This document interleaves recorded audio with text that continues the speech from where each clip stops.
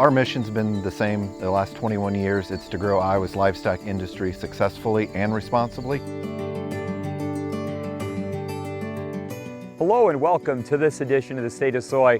I'm Aaron Putsey and we're coming to you from rural western Iowa near the town of Scranton, and I'm visiting with Brian Waddingham, who serves as Executive Director of the Coalition to Support Iowa's Farmers, and farmer Mike Holden from Scranton. And first of all, Brian, I always like catching up with you because it's a good opportunity to get the latest and greatest regarding the work of CSIF, of which the Iowa Soybean Association is a partner of. So tell us the mission of CSIF. Our mission's been the same the last 21 years. It's to grow Iowa's livestock industry successfully and responsibly. And we really do that by helping farmers in 4 key areas, and that's siting new barns and feedlots, interpreting the rules and regs, enhancing neighbor relations, and then implementing best management practices. So you've been in the role as Executive Director now for almost 15 years, and you've seen the ebb and flow of the livestock industry. The support of CSIF and helping farmers just continues to grow. Give us some of the latest numbers of the farmers that you've helped. Our phones are ringing, we're getting out on farms still. A lot of what we do has to deal with cattle today, but then also poultry. We've got a renewed interest in poultry, especially laying barns and some broiler barns, and then also dairy. I think we're adding some more capacity on dairy farms. We're seeing dairies diversify, maybe add some of those dairy cross beef barns, maybe bring a son or daughter back to oversee that. So I would say there is some optimism out there today, and we're really glad to see it because these are some pretty tough times. They are, and of course when we see growth in farms like that, we see growth in local soybean demand, which matters to farmers as well.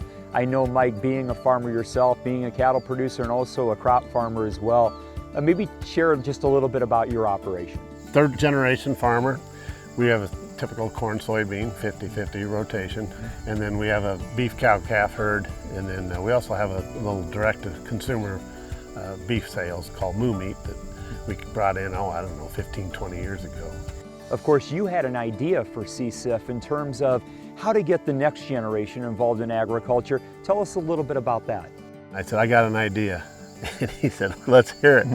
So I said, we need to enhance and build upon the Young Farmer program in Iowa. I said, I don't like it doesn't do enough. As we get grayer and longer in the tooth, who's going to take these operations over? And about 6-7 years ago, I came to him with the idea, let's build this program up, expand that depth of what that can cover in the program. The working capital limits it had, we need to update all that. So he said, I like the idea. The Building Your Livestock Legacy program. Yep. There's an educational program that they have to go through, and it gives everyone confidence that it becomes a win-win-win, in my opinion. And Brian, how can those who are interested in the program learn more?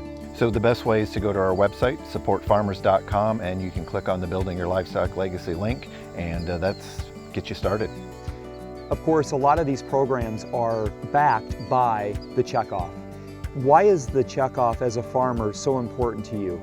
Well, I serve on the Cattle and Beef Board, which we oversee the National Beef Checkoff, but I also serve ex officiary, I guess, on the Beef Council at Iowa.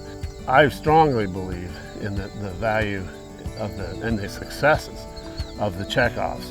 And we have to continue to support those programs because there are outside influences that are questioning the value of it, and even others that are, in my opinion, putting a negative on all the work that we've done as producers. We paid into it.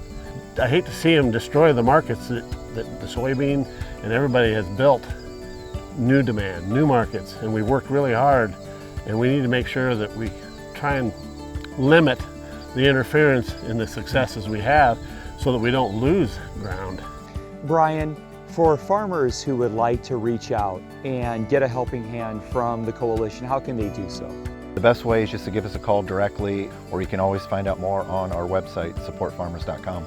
Brian, thank you for the good work that CSIF does. Mike, thank you for your role as a farmer and being an engaged grower and producer. Again, lots of great activities out here in the countryside, building demand for what we produce and helping bring that next generation into agriculture. Reporting for this edition of the State of Soy, I'm Aaron Putsey.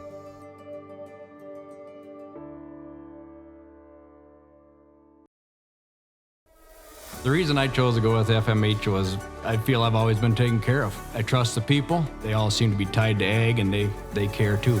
And I also appreciate their American company. As a farmer, I appreciate they're family owned, that it's here in the United States, that they're owned in the United States, and they're working for us. All good people. We've been with them for 10 years probably now. They're a great company, and I will stay with them forever.